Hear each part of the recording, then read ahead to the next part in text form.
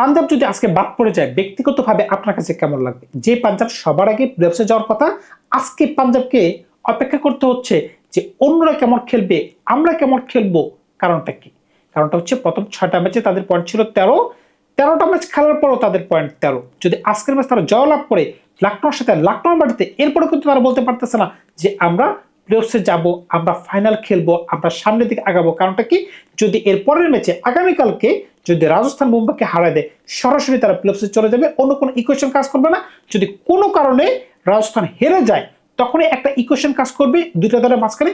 যদি পাঞ্জাব আজকে ম্যাচটা জয়লাভ করতে পারে, এমনকি পরের ম্যাচটা যদি দিল্লির সাথে কোনো কারণে কলকাতা হেরে যায়, তখন পাঞ্জাব যেতে পারবে। আদারওয়াইজ যদি দিল্লির সাথে কলকাতা জিতে যায়, এমনকি বড় ব্যবধানে জিতে যায়, তখন কিন্তু রান রেটের একটা ইকুয়েশন হবে। যার রান রেট ভালো থাকবে সে কিন্তু সামনে আগাইতে পারবে। সুতরাং বুঝতেই পারতেছেন আজকের ম্যাচটা জিতলেও কিন্তু পাঞ্জাব বলতে পারতেছে না যে আমরা সামনে থেকে যাব। তাহলে পাঞ্জাব কেন হারতেছে? পাঞ্জাবকে ব্যাটিং এর জন্য হারতেছে নাকি বোলিং এর জন্য হারতেছে? তবে একটা জিনিস কিন্তু আমি বলতে পারি, পাঞ্জাব যে হঠাৎ করে তাদের হোম গ্রাউন্ডটা চেঞ্জ করে ধর্মশালায় গেল, ওই মাঠটা কিন্তু তাদের জন্য সুইটেবল ছিল না। আপনি খেয়াল করে দেখেন, ধর্মশালায় কিন্তু তারা রান করতে পারছে, কিন্তু তাদের বলাররা কিন্তু একদিনে কিন্তু ভালো বোলিং করতে পারে নাই। যদি ভালো বোলিং করতে পারতো তাহলে কিন্তু তারা ম্যাচ জিতে পারতো। আজকে খেলা কোন জায়গায়? খেলা করতো লখনউর মাটিতে। লখনউর পিচটা কেমন? এখানে কি ব্যাটিং পিচ হবে নাকি বোলিং পিচ হবে? টস কোন ধরনের ভূমিকা পালন করতে পারবে? যারা আজকে টসে জিতবে তারা কি ব্যাটিং এর সিদ্ধান্ত নেবে নাকি বোলিং এর সিদ্ধান্ত নেবে? এখন যদি কোনো কারণে লখনউ টসে জিতে কিংবা পাঞ্জাবে জিতলো, পাঞ্জাব যদি ব্যাটিং এর সিদ্ধান্ত নেয়, তখন তাদের মাথায় কোন ধরনের চিন্তা থাকবে যে আজকে আমাদেরকে কত রান করতে হবে, কত রান নিলে আমরা বলতে পারবো যে আমরা জিততে পারবো, নাকি তারা ফিল্ডিং এর সিদ্ধান্ত নেবে? ওইটা বাদ দেন। ধরেন আজকে পাঞ্জাব আগে ব্যাটিং এর সিদ্ধান্ত নিল, তাইলে পাঞ্জাবকে কত রান করা লাগতে পারে আপনারা কিন্তু কমেন্টস করে জানাতে পারেন। দয়া করে আমার চ্যানেলকে লাইক করবেন, সাবস্ক্রাইব করবেন। এমনকি আপনাদের ভালোবাসা এবং সহযোগিতা ছাড়া আমি কিন্তু আমার চ্যানেলটাকে সামনে আগায় নিতে পারবো না। এখন যদি খেলার প্রসঙ্গে আসেন, লখনউর মাঠটা কেমন? লখনউর মাঠটা মূলত ব্যাটিং একটা পিচ, তবে এই পিচ থেকে কিন্তু নতুন বলে পেস বলার একটু বাড়তে সুবিধা পায়। এটার পিছনে মূল কারণটা কি? লখনউর পেস বলিং ইউনিট আপনি দেখেন, মোহাম্মদ শামি, প্রিন্স ইয়াদব, মহসিন খান, তারপরে মায়াঙ্ক ইয়াদব, তারপরে আরো কিছু বলার রয়েছে। আপনি খেয়াল করে দেখেন, প্রিন্স ইয়াদব এই বছর যে ধরনের বোলিং করতে পারছেন, মারাত্মক মানে মারাত্মক। এই কারণে কিন্তু তিনি জাতীয় দলের ডাক পেয়ে গেছেন, ভারতীয় জাতীয় দলে। এটা কিন্তু একটা বিরাট অর্জন। মোহাম্মদ শামি যেন প্রত্যেক দিনই নতুন বলটাতে এমন ধরনের ছন্দ নিয়ে আসতে পারতেছে যেন এই জন্য উইকেট পড়ে গেল। দিগ্বের সাথে ভালো বোলিং করতে পারতেছেন, তার মানে কি এই দলের বোলিং ভালো। ব্যাটিং নিয়ে একটু পরে কথা বলতেছি। এখন যদি আপনি পাঞ্জাবের দিকে আসেন, পাঞ্জাব কেন হারতেছে? পাঞ্জাব ব্যাটিং এর জন্য হারতেছে নাকি বোলিং এর জন্য হারতেছে, সেটা কিন্তু আপনারা কমেন্টস করে বলতে পারেন। আপনি খেয়াল করে দেখেন, ইদানিংকালে কিন্তু তারা ধর্মশালায় 200-এর উপর রান করতে পারতেছে, কিন্তু 200 রান কিন্তু তারা ডিফেন্ড করতে পারতেছে না। তাহলে তো সহজে বলাই যায় তাদের বোলিং দুর্বল। আপনি খেয়াল করে দেখেন, একটা যদি পরিবর্তন আপনি করেন, তাহলে বোলিং কিন্তু আপনি ইচ্ছে করলে একটু ভালো করতে পারেন। কি কারণে? আপনি যদি দলটাকে একটু সাজানোর চেষ্টা করেন যে আজকের ম্যাচে এই দলটা কিরকম হইতে পারে। আপনি খেয়াল করে দেখেন, উপরে প্রাসিমরন সিং, প্রায়াঙ্ক চার, এই দুইজনকে তো আপনি ধরবেন না। কারণটা কি? এই দুইজনের প্রতি আপনার অগাধ বিশ্বাস যে তারা ভালো করবে, এমনকি অন্য কোনো বিকল্প অপশন আপনাদের কাছে নাই। ঠিক আছে? তো তো প্রাসিমরন সিং, প্রায়াঙ্ক চারকে যদি আপনি ঠিক রাখেন, 3 নম্বর পজিশনে কপার কোহলি, আপনি খেয়াল করে দেখেন বিগত 6 থেকে 7টা ম্যাচের মাঝখানে তার স্ট্রাইক রেট 110-এর উপর বা 120-এর উপরে তিনি নিতে পারেন নাই। এটি কিন্তু তার ব্যর্থতায় পরিণত হয়ে গেছে। এমনকি তার দলের ক্যাপ্টেন শ্রেয়াস আয়ার, যাকে বাদ দেওয়ার মতো কোনো ক্যাপাবিলিটি নাই। কারণটা কি? আপনি ক্যাপ্টেনকে বাদ দিতে পারতেছেন না। শ্রেয়াস আয়ার টুর্নামেন্টের শুরুতে কোন ধরনের ছন্দে ছিলেন? প্রথম 3 থেকে 4টা ম্যাচের মাঝখানে তার 3 থেকে 4টা 50 ছিল, এমনকি তার স্ট্রাইক রেট ছিল 170 থেকে 180।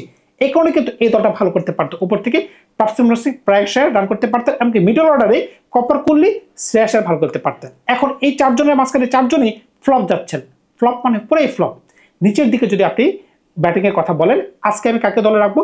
কপার কোহলিকে আমি বাদ দিয়ে দিব। কপার কোহলির জায়গায় আজকে আমি শ্রেয়াস আয়ারকে দলে ঢুকাবো, এমনকি কপার কোহলির জায়গায় নিচে প্রপার একজন বলারকে খেলাবো। আপনি খেয়াল করে দেখেন, 1 নম্বর প্রাসিমরন সিং, 2 নম্বর প্রিয়াঙ্ক চার, 3 নম্বর শ্রেয়াস আয়ার, 4 নম্বরে নেহাল বেদারা, 5 নম্বরে শ্রেয়াস। শ্রেয়াস কিন্তু বর্তমানে এই দলটার মাঝখানে সবচেয়ে ভালো ক্রিকেট খেলতে পারতেছে, সবচেয়ে ভালো ফর্মে কিন্তু তিনি আছেন। তিনি কয়েকদিন ধরে টানা রান করতে পারতেছেন। 6, 7, 8 এই 3 জন হবে অলরাউন্ডার। এই 3 জনকে মিলে 4 ওভার বল করতে হবে, এমনকি 3 জনকে মিলে মিডল অর্ডারে 4 ছক্কার বন্ডা বসা দিতে হবে। আজমতুল ওমর সাই, আমি কিন্তু শুরুতেই বলেছিলাম এই ব্যাটসম্যানটাকে বা এই প্লেয়ারটাকে বসা দিতে আপনারা পারবেন না। এই কারণে কিন্তু আপনারা কিন্তু ম্যাচ হারতেছেন। যে ব্যাটসম্যানটা বা যে অলরাউন্ডারটা বর্তমান বিশ্বে 1 নম্বর অলরাউন্ডার, আপনি কি কারণে তাকে বেঞ্চে বসায় রাখছেন? তিনি 1-2টা ম্যাচ খেলতে পারছেন, আপনি খেয়াল করে থাকেন তার পারফরমেন্স আছে। হয়তো বা তিনি ম্যাচ জিতে দিতে পারেন না, কারণটা কি? বাকি 11 জন মিলে যদি কোনো কিছু না করতে পারে, তিনি একা কি করতে পারবেন? তাহলে কি 6 নম্বরে আজমতুল্লাহ ওমর জাই, 7 নম্বরে মার্কুস স্টয়নিস, 8 নম্বরে শশাঙ্ক সিং। তবে এখানে কথা আছে, শশাঙ্ক সিং আপনি কিন্তু ক্যাচ মিস করতে পারবেন না। আপনি কিন্তু 1 থেকে 2টা ম্যাচ শুধুমাত্র ক্যাচ মিস করে দলটাকে হারাই দিচ্ছেন। 8 নম্বর পর্যন্ত যদি আপনার এই ধরনের ব্যাটসম্যান থাকে, 9, 10, 11, 9 নম্বরে অবশ্যই কিন্তু মার্ক ইয়ানসনকে আপনি খেলাইতে হবে আজকে। কারণটা কি, আপনি যে পিচে খেলতেছেন ওইখানে কিন্তু একজন লম্বা বলারের খুবই প্রয়োজন। 9 নম্বর, 10 নম্বরে আপনি খেলাইতে পারতেছেন আশদীপ সিং, ইন্ডিয়ান সেন্সেশনাল বলার, এমনকি নতুন বলে তিনি ভালো বোলিং করতে পারেন। 11 নম্বরে লুকি ফার্গুসন, এখানে কোনো কথাই নেই। আজকে আমি এক্সার বাটলারের সাথেও যাবো না, অন্য কোনো বিকল্প দেখবো না। যখন আমি কপার কোহলিকে বাদ দিয়ে দিলাম, তখন কিন্তু নিচের দিকে আমি এক্সট্রা একজন বিদেশি বলারকে খেলাতে পারতেছি। এখন ইম্প্যাক্ট সাব হিসেবে আপনি কি বিজয় কুমার বৈশ্যকে খেলাবেন, নাকি চাহলকে খেলাবেন, নাকি ব্যাটিং এর প্রয়োজন হলে আপনি বিশ্ববিদ্যালয়কে খেলাবেন, সেটা কিন্তু সময় আর পরিস্থিতি আপনাকে বলে দিবে। এখন কিন্তু এইটা হচ্ছে আমার প্লে 11। এখন তারা যদি উপর থেকে ভালো করতে পারে, বিশেষ করে প্রায়াঙ্ক শেয়ার, প্রফেশনাল সিং, এমনকি শ্রেয়াস যদি নিজের স্ট্রাইক রেটকে বাড়ায় আজকে ব্যাটিং করতে পারে, তখনই কেবলমাত্র আজকে পাঞ্জাব ভালো কিছু করতে পারে। অন্যদিকে লখনউ সুপার জায়ান্টস দলকে আপনি যে ছোট করে দেখবেন, কোনো সুযোগ নাই ভাই। আপনি যদি আমাকে প্রশ্ন করেন লখনউ দলটা কেমন, আমি কিন্তু অবশ্যই বলবো মুম্বাইয়ের পরে কাগজে কলমে এই দলটা সবচেয়ে বেশি শক্তিশালী। কারণটা কি, এই দলের কাছে ভালো বোলিং আছে, এই দলের কাছে টপ অর্ডার খুবই শক্তিশালী। আপনি খেয়াল করে দেখেন, যে দলে মিচেল মার্শ, জশ ইংলিশ, 3 নম্বরে নিকোলাস পুরান, 4 নম্বরে ঋষভ পন্থ, 5 নম্বরে এডেন মার্করাম, 6 নম্বরে আয়ুষ বাদলকে কেন যে তারা ড্রপ করে দিচ্ছে, এই প্রশ্ন উত্তর কিন্তু আমরা খুঁজে পাচ্ছি না। 6 নম্বরে আপনি খেলাতে পারতেছেন আব্দুল সামাদ, মুকুল চৌধুরী, কিংবা আপনি খেলাতে পারতেছেন শাহবাজ আহমেদ একটা ভালো অপশন হতে পারে। কারণটা কি, তিনি আপনাকে বোলিং এর সুযোগ এনে দিবেন। মিনিমাম 2 থেকে 3 ওভার কিন্তু আপনি তার থেকে বের করে আনতে পারবেন। তার ভালো দিলে তো আপনি তাকে 4 ওভারে আনতে পারবেন। অনেকগুলো অপশন কিন্তু রয়েছে। বোলিং এর প্রসঙ্গ যখনই আসবে তখনই কিন্তু এই দলটা কিন্তু খুবই ভালো। আমি কিন্তু আগেই বলেছিলাম, আপনি খেয়াল করে দেখেন, মোহাম্মদ শামি, প্রিন্স ইয়াদব, আবেশ খান, এমনকি মহসেন খান, তারা কিন্তু ভালো বোলিং করতে পারতেছেন। ইম্প্যাক্ট সাব হিসেবে কিন্তু আপনি দিগ্গজ সাদাকে খেলাতে পারতেছেন। আর যদি মনে করেন যে না আরো পেস বলার প্রয়োজন, তখন কিন্তু আপনি মাইক গেদেবের সাথে যেতে পারতেছেন, কিংবা আপনি আকাশের সাথে যেতে পারতেছেন। আকাশ কিন্তু গত ম্যাচে দুর্দান্ত মাইক খেয়েছে, এই কারণে কিন্তু আমি আমার দলে আকাশকে আজকের ম্যাচে আমি রাখতে পারতেছি না।